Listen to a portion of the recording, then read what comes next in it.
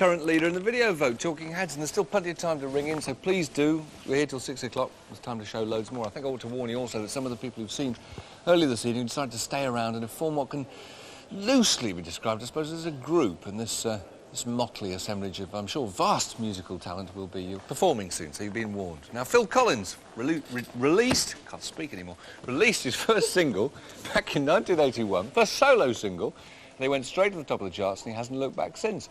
And he now sells mind-bending quantities of concert tickets and records, and a lot of people naturally assume that his days with Genesis are over. And how wrong they were. What has made him take 1 year off and get back with Banks and Rutherford? These and other mysteries are about to be revealed. Genesis.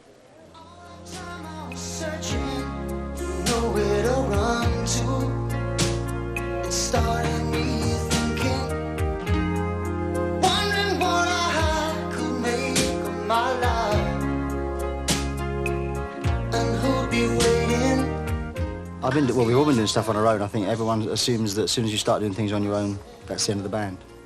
And it's never been any doubt between the three of us that, you know, we always get together every so often when all the time presents itself to do something. So I think it's just something to write about, basically, the people that say that we're splitting up or have split up. Everything you said,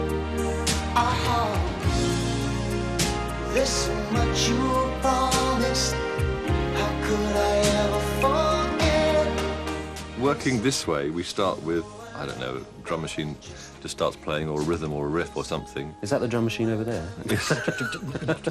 No, so you can't even hold his sticks anymore. I know, sticks anymore, over the hill. His drumming days are over. You know I want to, but I'm in too deep. So listen to me. Oh, you must believe me. I can feel your eyes go through me, but I don't know why. Yeah, I mean, I think you have to. It's great if you, to get on with people for that as long as we have to. I don't want to sound like Rick Parfitt now, but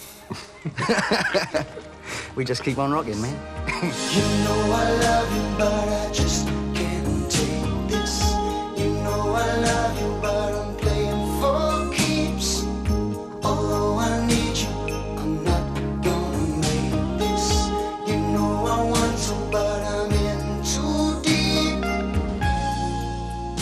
How did you come to join this group of lads from Charterhouse? Well, that was just another one of those adverts, you know, another in the long line of auditions. And I went with a friend of mine who used to be in Flaming Youth with me, which was the band I was in previous to Genesis.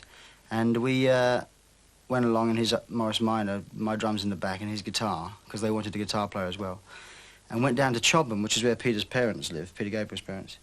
And this was luxury compared to what I was used to. I mean, I was used to about £5 a week with this band, Flaming Youth. And Genesis were offering 10, which was 200%. We really were lacking, I think, a bit in just sort of in a solid base to the band. We had the ideas, and we had a lot of ideas in terms of sounds, and, you know, we were trying to be very ambitious musically, but we didn't have the drummer to cope with it at the time. And we really had to tell the drummer everything to do in those days. They sent me out to the swimming pool to have a swim while they were auditioning the guys that were ahead of me. And, of course, I could hear everything that was going on, and I could see these other guys' mistakes. I mean, one guy warmed up for 10, 15 minutes with a drum solo. Well, I knew that was the wrong attitude to take, so I didn't do that. And by the time I actually played, I knew all the bits that they were auditioning people with, you know. So I kind of, I'd like to think that I would have got it anyway, but at the same time, it was a bit of cheating involved. You came in and you seemed to just make the whole thing work. Because in my books, you know, you record a song or you write a song and then the drums come in and they kind of give it that lift and that human element. Phil, I think, was like all drummers tend to be, which is very up individual. So in the group, the drummer is nearly always the kind of the joker, the funny man, the one who's got that light element, which works very well amongst the other 3 or 4 moody musicians, you know.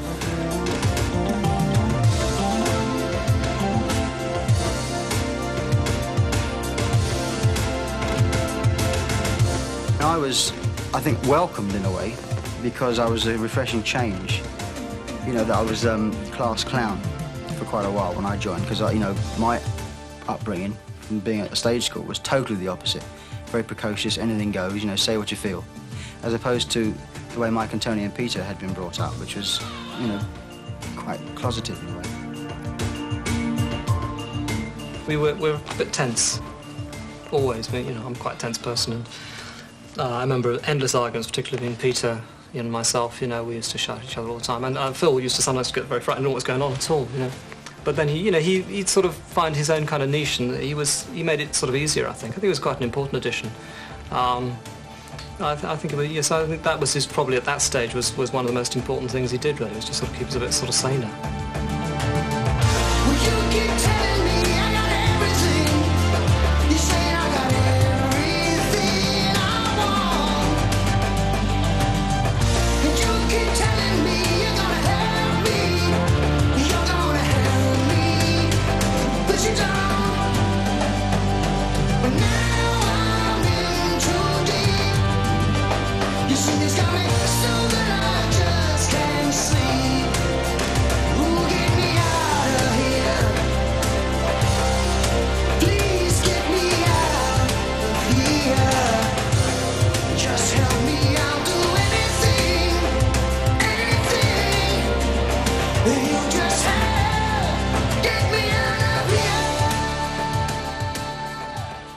I remember we read about bands like Family that were getting £1,000 a night, and Yes were getting £1,000 a night.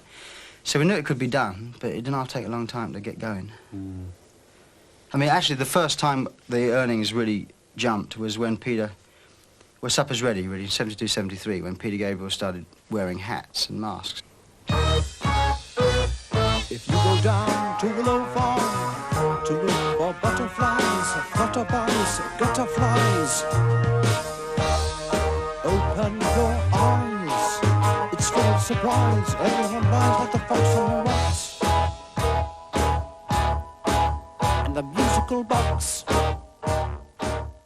William Friedkin, who directed The Exorcist, he had read some sleeve notes on the back of the first live album cover, and he thought they were surreal and quite exciting to, you know, the mind who wrote these would be interesting to work with, and that was Peter. So he asked Peter if he'd collaborate on a screenplay with him, and he said that he'd like to do it, and would we stop the album while he did that? And of course we were on a roll, you know, and we said, no, if you want to leave, if you want to do it, you're going to have to leave. I mean, it sounds completely unreasonable at the time, but at the time it seemed more logical. So he said, okay, well, I'll leave, you know. So he left for a couple of weeks while we were doing The Lamb, writing it.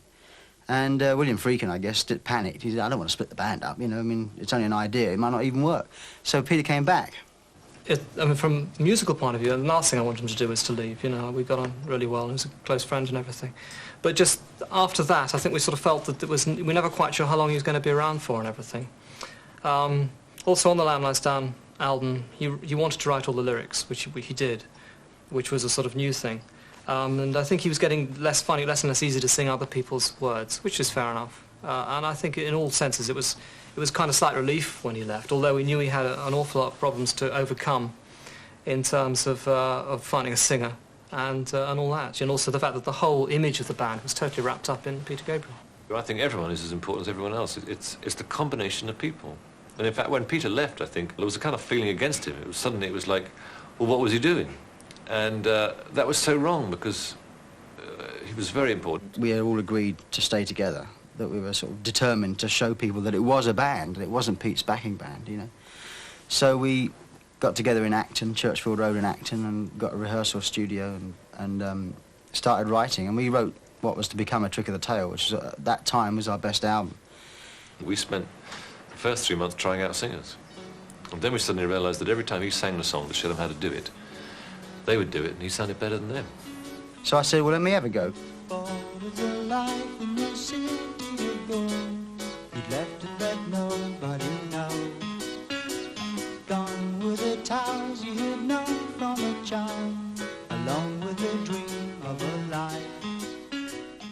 Even after we recorded the album, we decided to look for singers, because we thought, well, he can't play drums and sing, and he'll never leave drumming. And then he said, well, what about I go up singing and get a drummer in?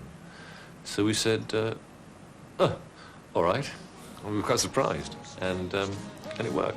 They got no horns and they got no tail. They don't really know of our existence. Am I wrong to believe in the city of gold that lies in the distance, crying wet as they led him away to a cage? Beasts that can talk read the sign. The creatures they pushed and they prodded his frame and questioned his story again. But soon they grew bored of their prey, the beast that can talk, more like a freak or publicity stunt. Oh,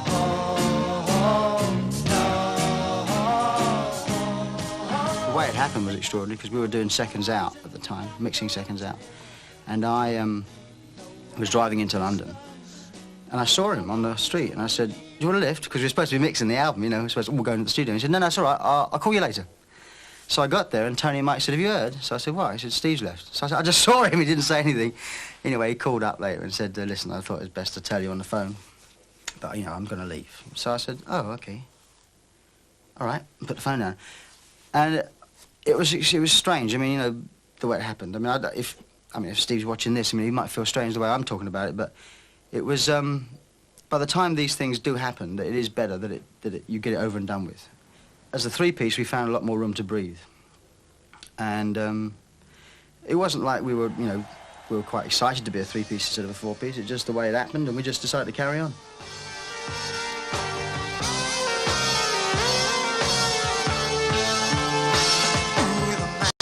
Out in the moonlight at the sound of a scream from below.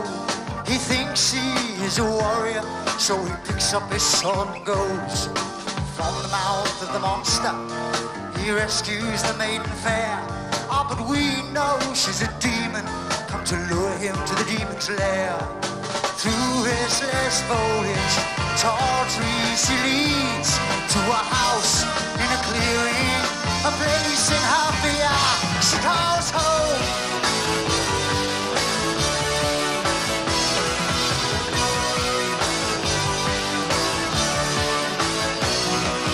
Come with me, I need you. I feel the dark and I feel all alone.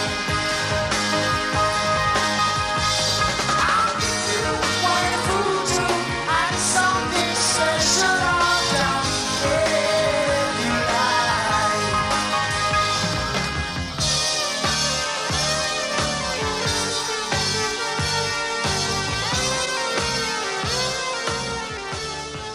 But I think we've always been like it's this old combination thing. People find it hard to understand. And it's the combination of the different talents that you put them together and you come out with this strange element that is, it's like cooking, actually. That's like Genesis, and no one can control it. And people seem to say, you know, what's the next album? What are you planning? And it's not like that. We just go in and we start banging around and things come out and we can't control it. This monster out of control.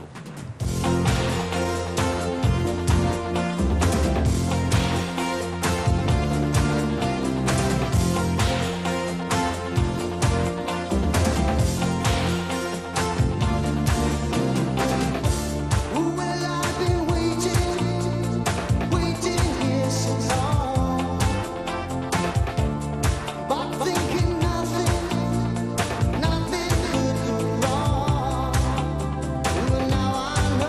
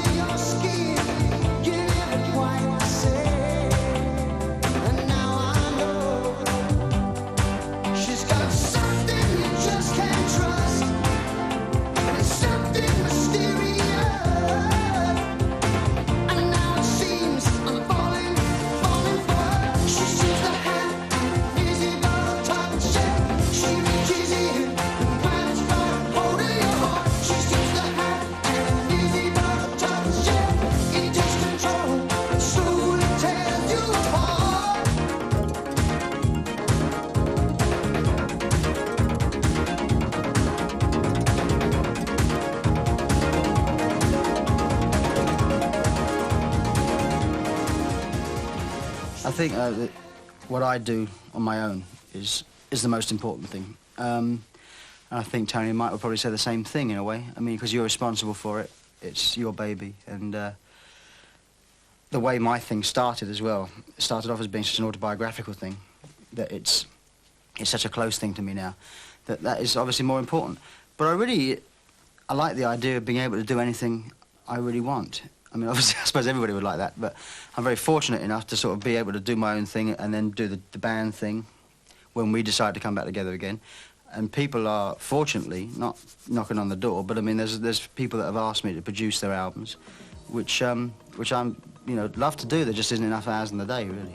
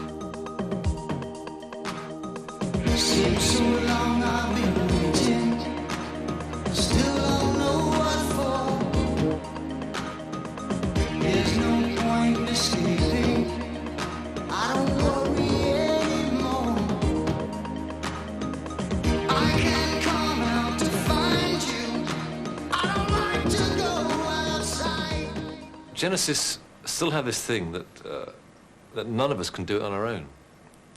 It's just it's impossible. And I think for the last 5 or 6 years we see ourselves as individual musicians who play in Genesis because we want to, rather than that's me, I'm in a group and that's what I do.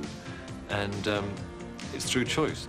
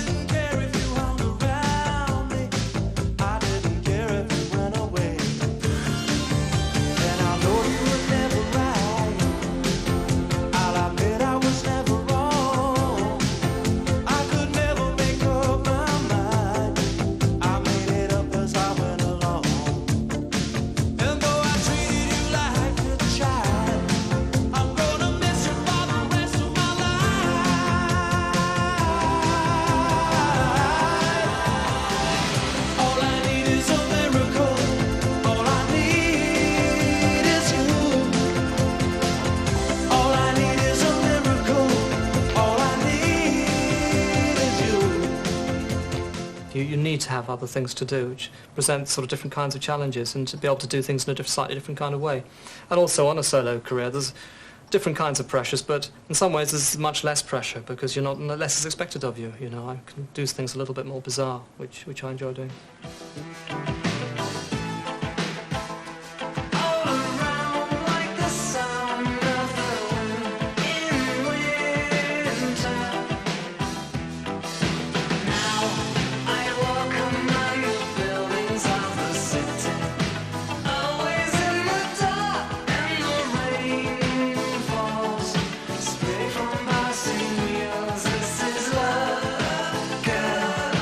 Call it what you will.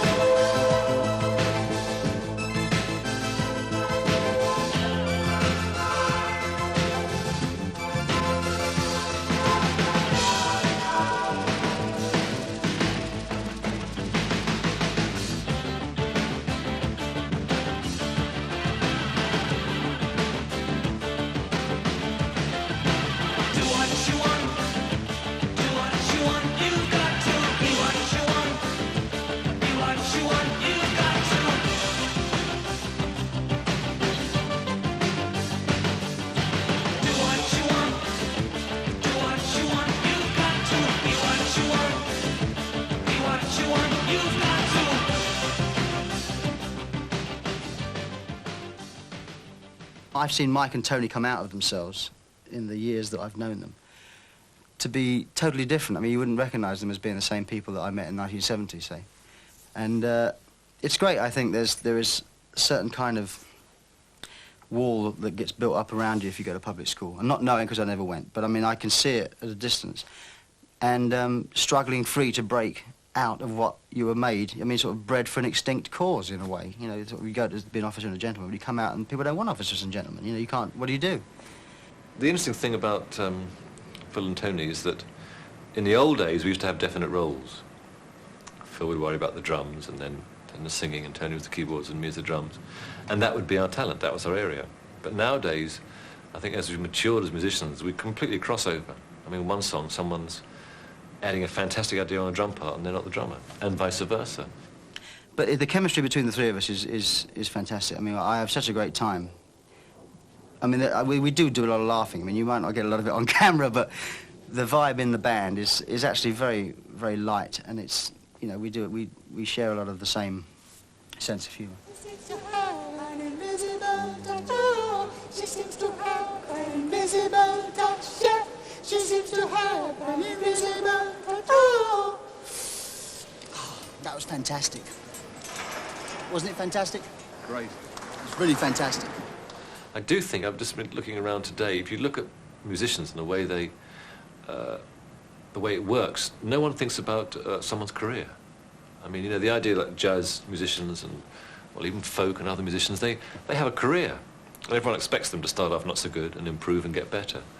And I think that the way companies work these days, record companies, there isn't much chance for that. People never think about this young artist who maybe he'll do a couple of okay albums and then slowly, suddenly blossom and develop, which I think we did. We were a bit flaky to start with, definitely. And I think it's a shame, you know, you need to have this sort of, this long-term approach. There was a Genesis in '67, you know. There was a Genesis in '72, there was a Genesis in '76.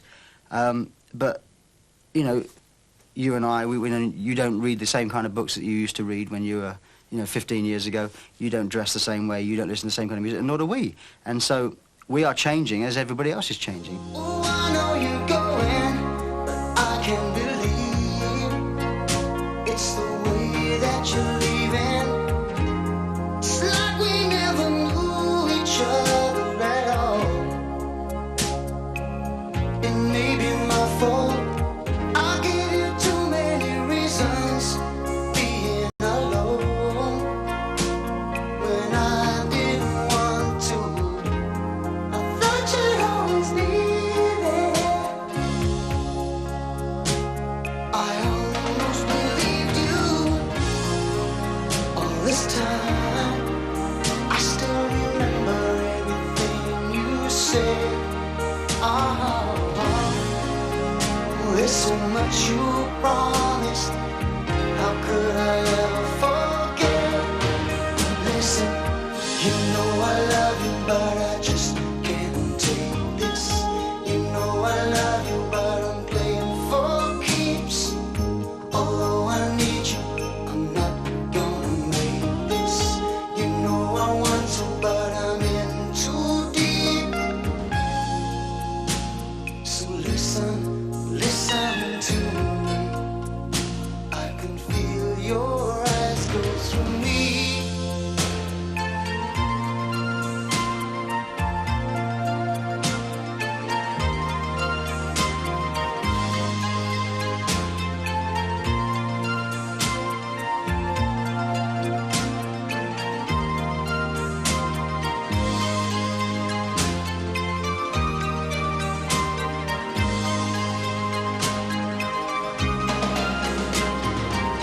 It seems I've stayed too long, only thinking about myself.